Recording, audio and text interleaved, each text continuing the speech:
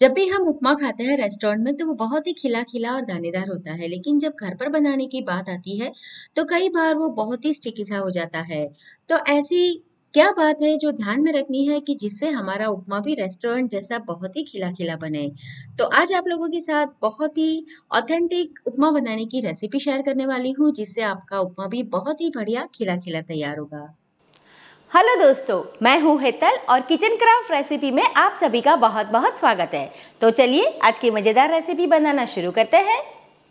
तो सबसे पहले तो उपमा बनाने के लिए सूजी हमें कौन सी लेनी है, तो ये है टिप्स नंबर 1 कि सूजी हमें जो मोटी वाली आती है वो लेनी है। जो बारीक वाली सूजी है उससे अगर आप उपमा बनाएंगे तो वो स्टिकी सा बनेगा और खिला खिला नहीं बनेगा। तो आप सूजी के लिए कोई भी कप या कटोरी का नाप एक बार सेट कर लीजिए। तो यहाँ पर मैंने एक कटोरी भर के जो मोटी वाली सूजी आती है ना वो ली है। अब उसे हमें रोस्ट करना है।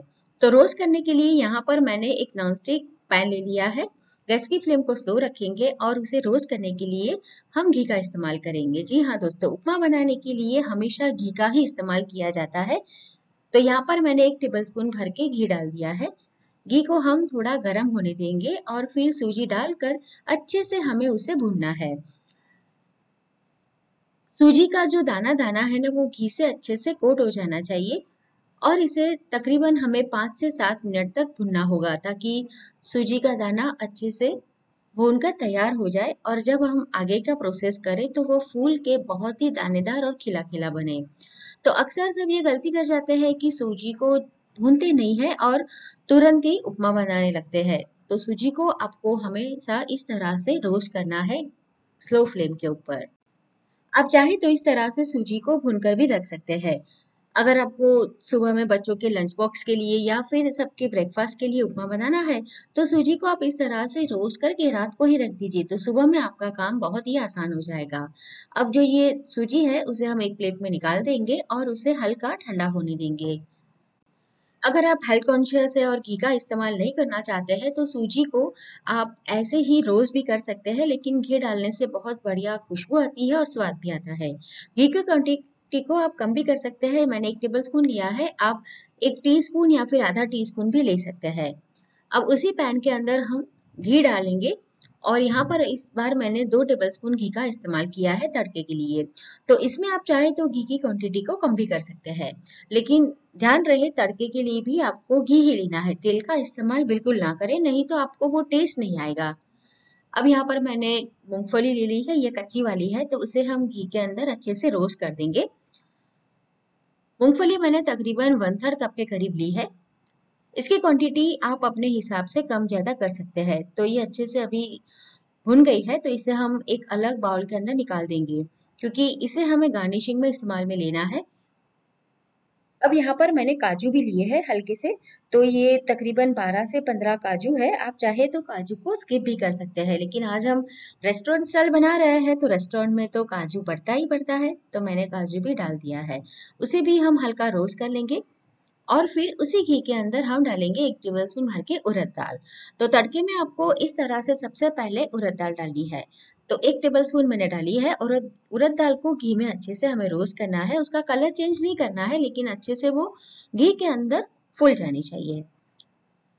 तो ये है हमारी दूसरी टिप्स कि अक्सर लोग तड़के में एक साथ सारी चीजें डाल देते हैं, लेकिन आपको इस तरह से स्टेप बाय स्टेप डालनी है। तो पहले उड़द दाल डालें, घी में अच्छे से उसे रोस्ट कर लें। उसके बाद डालेंगे भुनी हुई चना दाल, जिसे आप दालिया भी कह सकते हैं या रोस्टेड चना दाल भी कह सकते हैं, तो वो मैंने ली है तकरीबन 2 टेबलस्पून भर के। अब इसके अंदर जाएगा सरसों। तो यहाँ पर मैंने 1 टीस्पून सरसों लिया है। 1 टीस्पून लेंगे हम जीरा, उसे भी हम मिक्स करेंगे और फिर इसके अंदर डालेंगे करी पत्ता, हरी मिर्ची और अदरक, लेकिन अदरक अभी हमें नहीं डालना है। और मैंने हींग भी डाल दी है फ्लेवर के लिए आधा टीस्पून। तो यहाँ पर मैंने 8 से 10 करी पत्ता लिया है और जो हरी मिर्च ली है वो ज़्यादा तीखी है, तो क्वांटिटी मैंने कम डाली है। इसमें हम लाल मिर्च बिल्कुल भी नहीं डालेंगे। तो हरी मिर्ची आप अपने टेस्ट के अकॉर्डिंग जितना आपको तीखा खाना है उसके हिसाब से डाल दें। प्याज डाल दिया है, तो एक मीडियम साइज का प्याज ले लिया था जिसे मैंने फाइनली कट कर लिया है। अगर आप प्याज नहीं खाते हैं तो उसे स्किप कर दीजिए, लेकिन अगर खाते हैं तो ज़रूर डालिए, बहुत बढ़िया उसका स्वाद आएगा। तो ये जो नाश्ता है वो बहुत ही हेल्दी सा बन के तैयार होता है। और बिल्कुल भी तला हुआ नहीं है। मैंने गाजर ले लिया है, तो तकरीबन 1/3 कप गाजर है और 1/3 कप मैंने मटर ले लिए है। तो ये फ्रोजन मटर है, तो इसे ज्यादा पकाने की जरूरत नहीं है।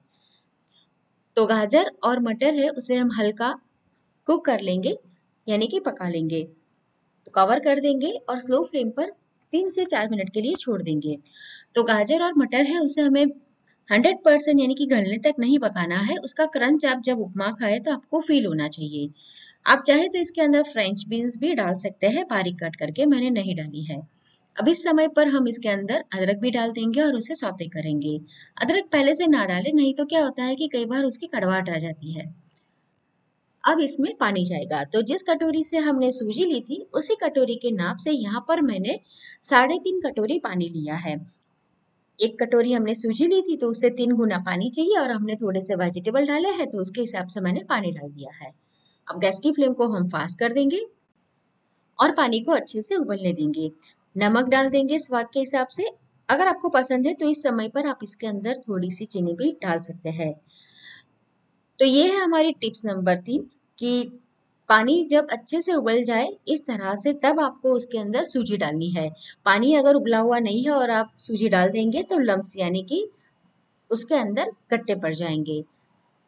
तो सूजी डालते जाए और एक हाथ से चलाते जाए, जल्दी से इसे मिक्स कर ले, नहीं तो इसके अंदर लम्स आ सकते हैं। तो थोड़ी ही देर में सूजी जो है वो अपने अंदर पानी एब्जॉर्ब करने लगेगी और फूल जाएगी। सूजी को हमने अच्छे से घी के साथ रोस्ट किया था, तो सूजी बहुत बढ़िया से खिली खिली तैयार होगी। तो इस तरह की कुछ कंसिस्टेंसी आ जाएगी, अच्छे से ये मिक्स हो चुका है। तो इसे कवर करके स्लो फ्लेम के ऊपर हम रहने देते हैं। तो 4 से 5 मिनट में ही हमारा उपमा बन के तैयार हो जाएगा। तो अभी उपमा हमारा तैयार हो चुका है। अगर आप इसके अंदर चीनी डाल रहे हैं तो खटाई में आधा नींबू भी डाल दीजिए। तो देखिए कितना खिला खिला हमारा उपमा तैयार है। तो ये स्टेज के ऊपर हमें क्या करना है कि जो गार्निशिंग के लिए हमने मूंगफली और काजू घी के अंदर सौते करके रखे थे वो डाल देंगे और हरा धनिया डाल देंगे, और फिर गैस बंद करना है। और उपमा को आप 5 मिनट के लिए ऐसे ही गैस बंद करके छोड़ दे ढककर, ताकि बहुत बढ़िया से ये तैयार हो जाए। तो दोस्तों एक बार आप ये हेल्दी वाली उपमा की रेसिपी ज़रूर ट्राई करना, ये बिल्कुल ऑथेंटिक रेसिपी है। इस तरह से अगर आप बनाते हैं ना तो आपका उपमा बहुत ही खिला खिला बन के तैयार होगा, कभी भी चिकना यानी कि स्टिकी नहीं बनेगा। तो देखिए 5 मिनट अभी हो गए हैं, तो हमारा उपमा बन के तैयार हो चुका है। अभी आपको ऐसा लगेगा कि ये थोड़ा सा ऐसे खिला खिला नहीं है, लेकिन जब ये ठंडा हो जाएगा ना, हल्का सा ठंडा होगा, तो बहुत ही खिला खिला और दानेदार इसका टेक्सचर हो जाएगा। तो आप चाहे तो इसे गर्मा गर्म सर्व भी कर सकते हैं, जिस तरह से रेस्टोरेंट में सर्व किया जाता है, या फिर आप बच्चों को लंच बॉक्स में भी दे सकते हैं। ठंडा होने के बाद भी ये उपमा खाने में बहुत ही बढ़िया सा लगता है। तो देखिए रेस्टोरेंट स्टाइल सर्व करना है तो कोई भी बाउल के अंदर आप इस तरह से उपमा निकाल दीजिए। मैंने बाउल को घी से ग्रीस भी नहीं किया है, बहुत ही आसानी से ये अनमोल्ड हो जाता है। अगर आपके पास उपमा सर्व करने के लिए उसका एक जो चम्मच आता है गोल शेप वाला वो है, तो आप उससे भी उपमा सर्व कर सकते हैं, या तो फिर इस तरह से बाउल के अंदर भर के हल्का सा प्रेस कर दीजिए और फिर उसके ऊपर एक डिश रख दें और उसे उल्टा कर दें, तो बहुत ही आसानी से ये अलग हो जाएगा। तो दोस्तों आज की रेसिपी आपको कैसी लगी ना, कमेंट करके मुझे ज़रूर बताइए। आप कहाँ से मेरे साथ जुड़े हैं, कहाँ से मेरा वीडियो देख रहे हैं, वो भी कमेंट में ज़रूर बताना। और ऐसी नई नई रेसिपी हमेशा देखने के लिए अभी तक आपने मेरे चैनल किचन क्राफ्ट रेसिपी को सब्सक्राइब नहीं किया है तो ज़रूर सब्सक्राइब कीजिए। वीडियो पसंद आया है तो दोस्तों और फैमिली के साथ तो ज़रूर शेयर कीजिए। तो फिर से मिलेंगे नई मज़ेदार रेसिपी के साथ।